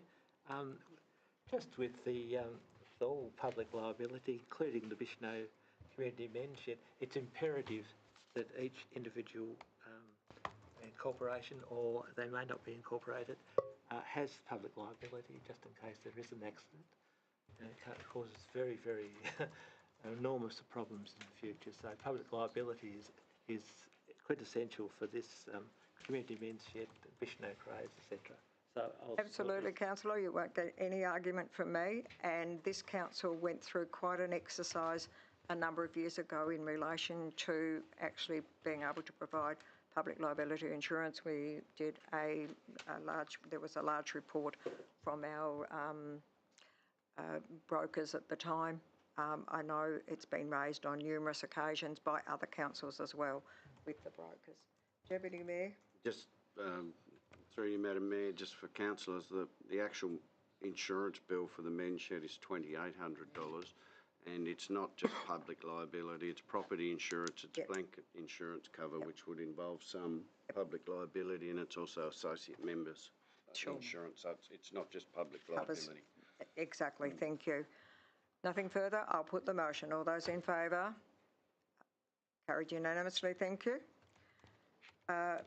Number 4 is Springbank Community Food Hub, again for public liability insurance. Councillor Walker. Thank you, Madam Mayor. I'll move that Council approves a community small grant of $1,000 to the Springbank Community Food Hub towards public liability insurance. Thank you. Is there a seconder? Deputy Mayor, thank you.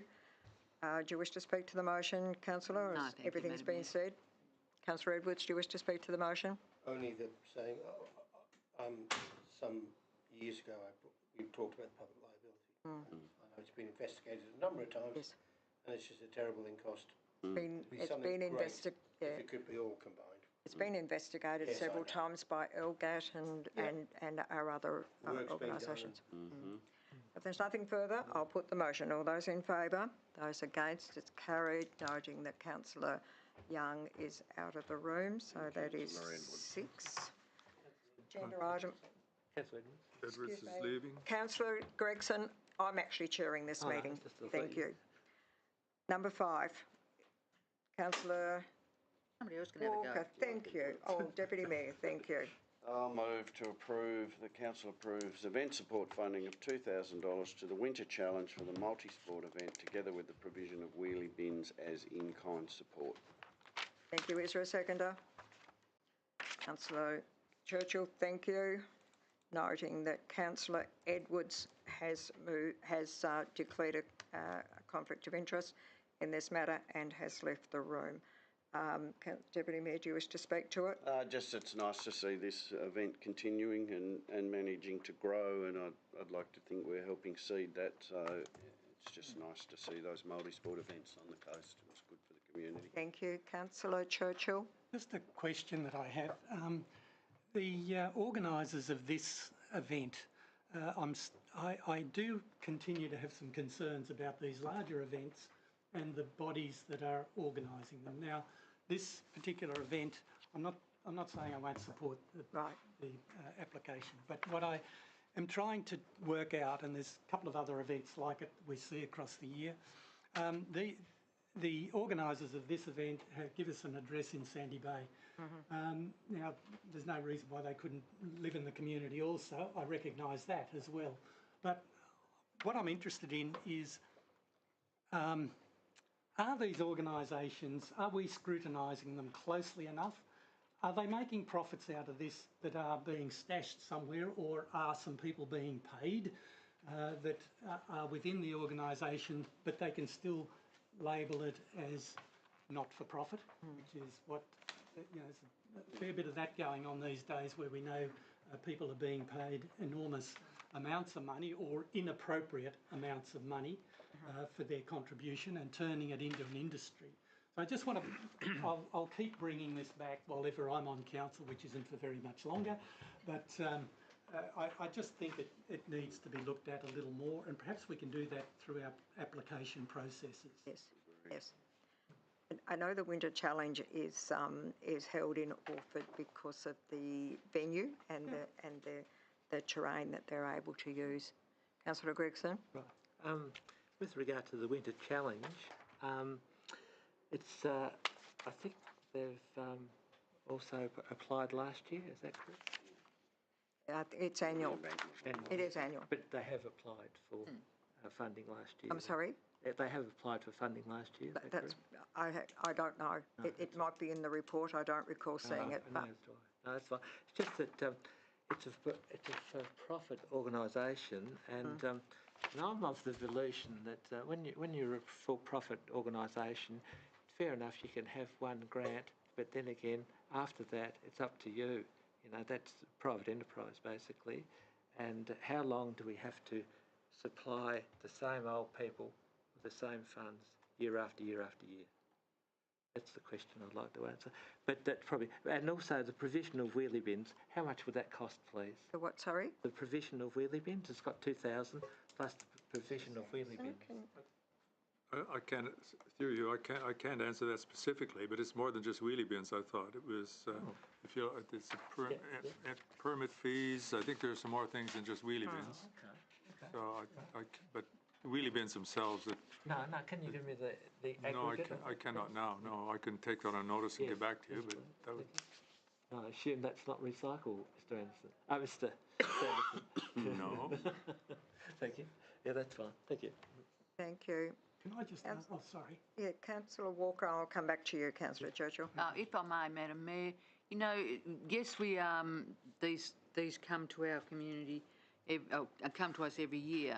However, what they bring to the community is not insurmountable, but it's a positive. You know, it's for the retail. It's not just for them. You know, there are going to be lots of people coming here, so they go to the shop, and you know, council then gets recognised for their contribution to them, which is a good thing. It's good PR, in my opinion. That you know, you get there and there's a banner that says Glamorgan Spring Bay Council supports this event. It's good PR, and the community does benefit from us, our support, I believe. Councillor Churchill? It's actually following on from what Councillor Walker has just said. I believe that under this process, the people that we're giving grants to of this kind are supposed to give us something in return, and that usually comes from advertising. I believe that this company has not included, and this would be the second example of this I know with another one, has not included anything about our contribution on the website. Okay. I didn't see that myself. I stand corrected, but I've been told such. And the same occurred for one other event. So if we're serious about this stuff, we do need to follow it through and at least ask them the questions why they consider our grants less appropriate or less valuable than others who are doing the same thing and being rewarded in terms of advertising.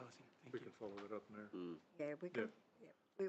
We can certainly follow that up, and I know our community group, our community team are very mindful of that, Councillor Churchill. Thank you. And Councillor Gregson, you raised a point about the same people applying. The opportunity is there for anybody to apply. The fact that it's the same people is really out of our control to a large extent. It's really a matter of if you want other people to apply, encourage community groups that you might know that never applied for a community grant to do so. Yes, no, it's just on that point, you can apply more than one for one grant. I'm sorry, you'll have to look at Councillor. Sorry, you can apply for one or more grants per annum. Could that policy be you can only apply for one grant per annum. Oh, I thought you said last OCM that wasn't the case. Excuse me? I thought you said at our last OCM that wasn't the case.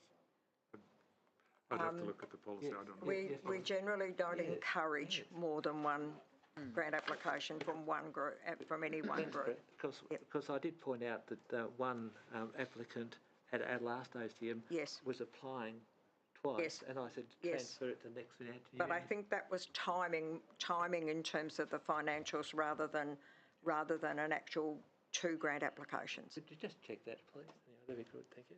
Thank you. Is there nothing further? I'll put the motion. All those in favour? Those against? The motion is carried. We are 1, 2, 3, 4, 5. 5. Miss Mitchell-Moore, would you mind letting Councillor Edwards know to come back in, please? Thank you. We only just scraped a quorum for that. Sorry? We only just scraped a quorum for that one. We'll be out there talking.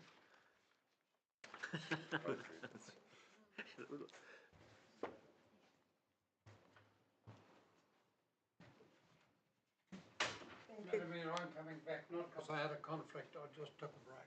That's all right, Councillor Young. Thank you very much. Councillor Edwards, the motion was carried. Thank you. For that. Thank you very much. I'll move on. 8.3 is the draft parking facility bylaw. Councillor Walker, you... I want to I was move going this one. Can I curb your excitement for this, councillor? Thank you. Pardon the pun. I'll move that council resolves to make the proposed parking facility bylaw number 1 of 2026 as attached in accordance with section 156 of the Local Government Act 1993. Thank you, Councillor Young. That's your second? I'll second it. Thank you very much. Councillor Walker, do you wish to speak to the motion?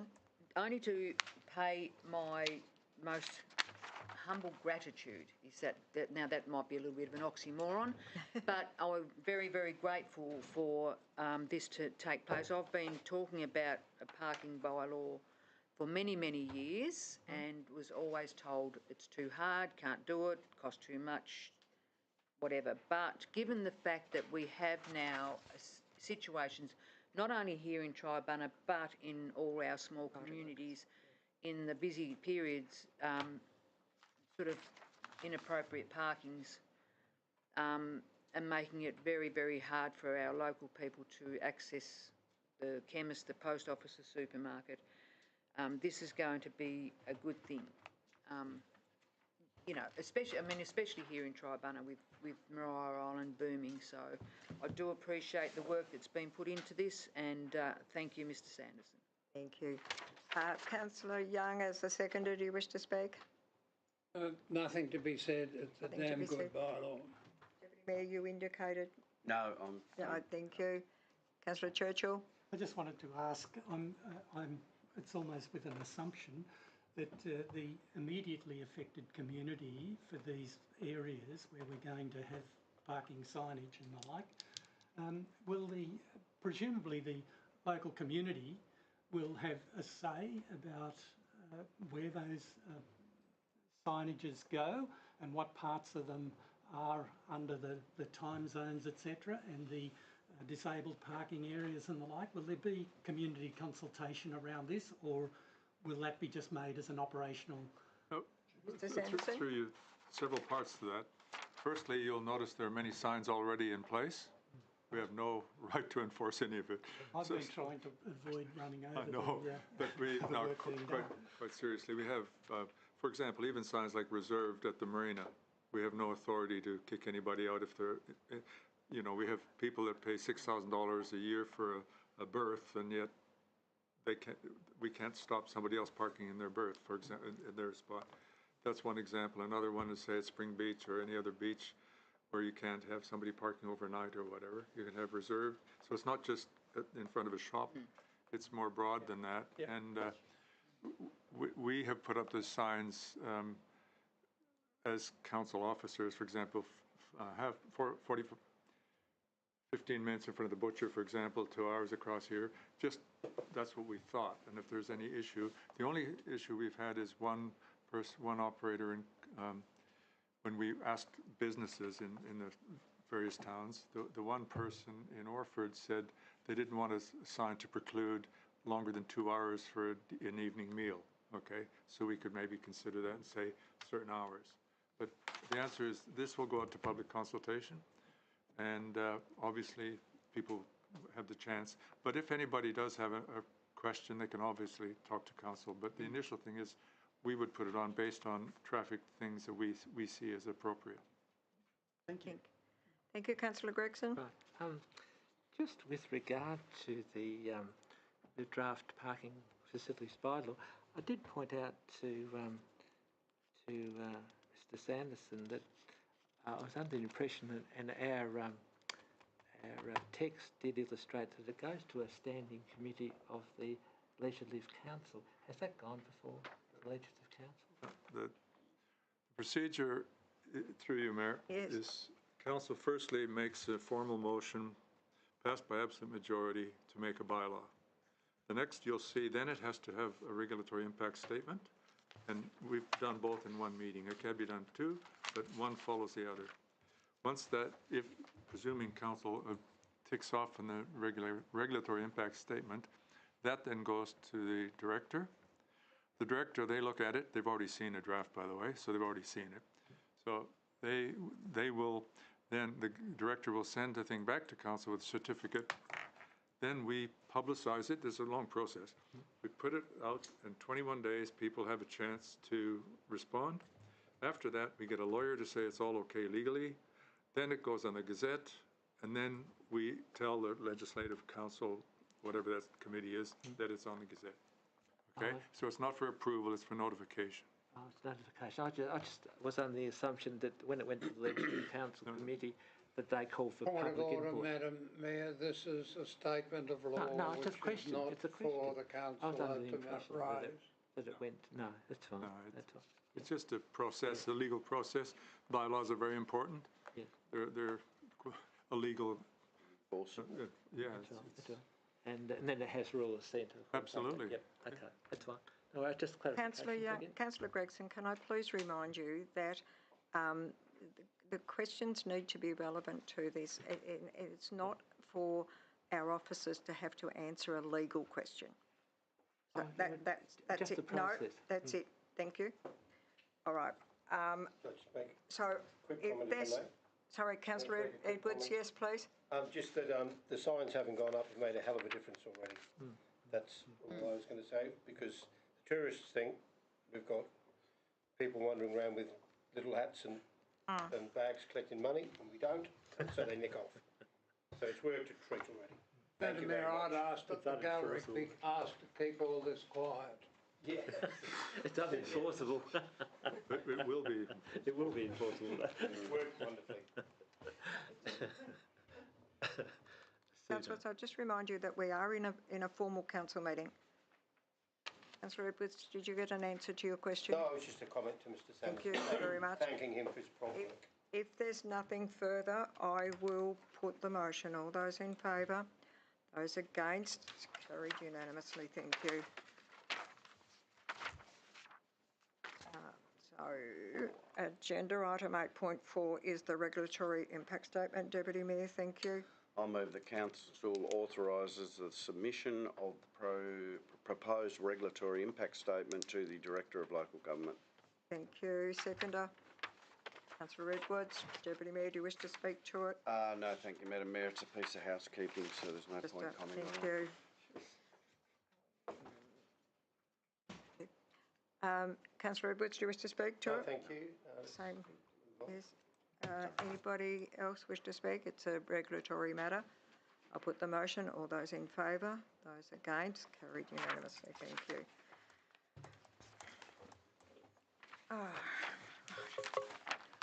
Agenda item 8.5 is on, their recommendation is on page 68. Deputy Mayor, thank you. I'll move that. That should be A, It should be. policy, in brackets, council advertising policy, brackets V4, and brackets use of electronic devices, V3, bracketed, be repealed, and B, the repealed policy be reclassified as an internal policy and proceed to the review and approval process outlined in the officer's comments above. Thank you. Is there a seconder? Councillor Walker, thank you. Deputy Mayor, do you wish to speak to it? Once again, Madam Mayor, it's a piece of housekeeping, so. Makes sense. Councillor Edwards? Councillor Gregson? I'll be voting against this, although it states all the requirements, etc. But we can go above and beyond. I think it's a concentration of power, basically, and it doesn't encourage openness and transparency. So I'll be voting against it. Thank you. Any other questions or comments in relation to the motion? Nothing further. I'll put the motion. All those in favour? Those against? Councillor Gregson is against. Motion is And carried. Councillor- Yes, the motion is carried 5-1. Noting that Councillor Young is out of the chamber. Thank you. Move on. 8.6 is the nomination for licensed persons. Deputy Mayor, thank you. I'll move that upon being issued a building services licence and deemed a licensed person in accordance with the Occupational Licensing Act 2005, Council nominates Thomas Dalwood, Megan Held and Hayley Bishop pursuant to section 24 bracket 2 bracket B bracket I of the Act to perform the functions or powers of the permit authority within the Glamorgan Spring Bay Council municipal area. Thank you. Is there a seconder? Councillor Edwards, thank you. Deputy Mayor, do you wish to speak to it? Yeah, again, that's a housekeeping issue that will make the planning department's life a little easier, I imagine. I hope. Building. Thank you. Building. Councillor Churchill? Yes, this item doesn't have an author. No. An author? No. Ms Tyler Moore, I was actually going to raise that for the purposes of the minutes. This needs to be corrected as the author, so is it you? Yes, Mayor, I'm the author and the responsible officer would have been acting CEO Dick Shaw. Thank you. Would have been. Was at the time of publishing, he was At the time of acting publishing, it was. He was Yes. the CEO. Yeah. Thank you. Correct that for the minutes. Thank you. Thank you. Nothing No, I further? just had the same question, so that was thank you. Further? I'll put the motion. All those in favour? Those against? It's carried unanimously. Thank you. Noting again that it's 6. There are nil councillor motions with notice. There are nil petitions. Agenda item 11 and 11.1 is agenda items. Questions on notice that were taken at the last meeting. There are a couple of questions there that were taken on notice that I believe we haven't had responses to. Councillor Churchill, one of them being yours in relation to the not started. We will ensure that's actioned. Through you, Mayor, we've been advised that Danielle has in fact updated the record to show that. Thank you. Thank you.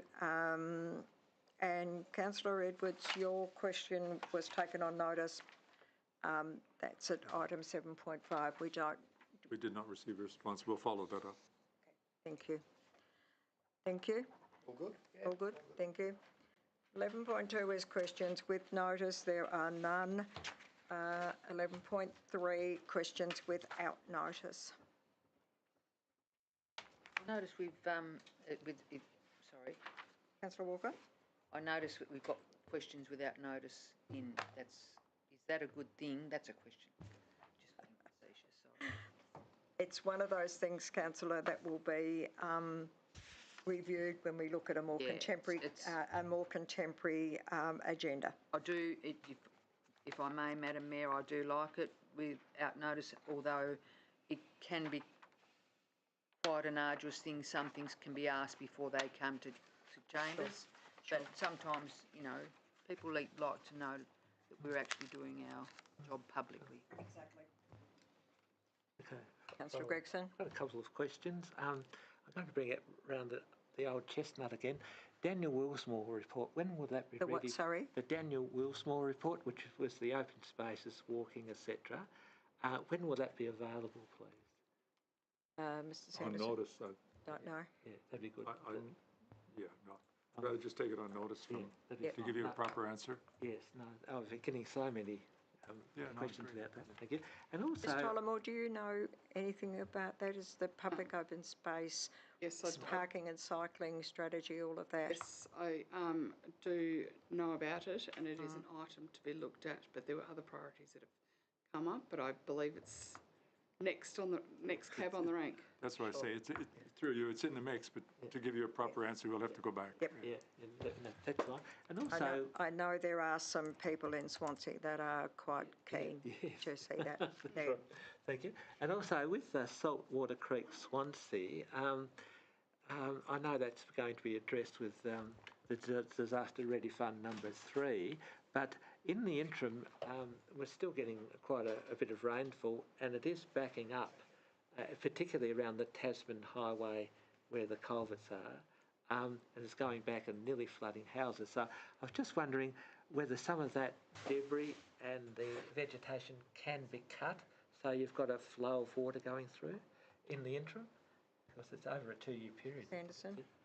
Yeah, that through you, Mayor, that That is part of the action of the last grant that we've received. That is included in that grant with federal funds. At the workshop in August, we'll be having an update, and that'll be the time you'll get an update. That'll be in, 2 weeks' time, I guess. But that's certainly in play as part of that grant. Thank you. And that August, would that be part of our workshop? Yes. Yeah, good. Thank you. And also, just the last one, in the Franklin Street, which is the main street in Swansea, instead of having the old wheelie bins as public rubbish tins, could we have a more formal one like they have in Bicheno, like the wooden ones or the steel ones with a dove? Because it looks a bit untidy, basically. Thing that can be looked at, Councillor Gregson. On notice, but through you, they are expensive. Okay. It's only 3 or 4. Thank you. Anyway, thank you. Thank you. Nothing further. Agenda item 12 is a confidential item, so in accordance with the requirements of the Local Government Meeting Procedures Regulation 2025, the Mayor declares the meeting closed to the public in order to discuss the following matters. 1.1, requests for leaves of absence. 1.2, notification of leave of absence for parental leave. 2.1, minutes of closed session, the ordinary meeting held on the 23rd of June. 2.2, the minutes of the closed session held on the 16th of July. Item 3, the wood chipper purchase, and item 3.1, the co-health extension notice. Councillor Walker, this is generally you. This is always me. I'll move that, I'm useful for something, that council moves She's into so useless or something. closed session at 3:59 p.m. Seconded? I'll second it. Thank you. I'll put the motion. All those in favour? Those against? Madam Carried Mayor, can we have a unanimously. short break, please?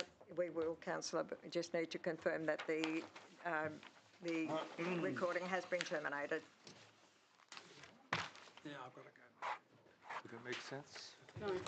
They've got So big we issues, can do haven't they? 8, councillor.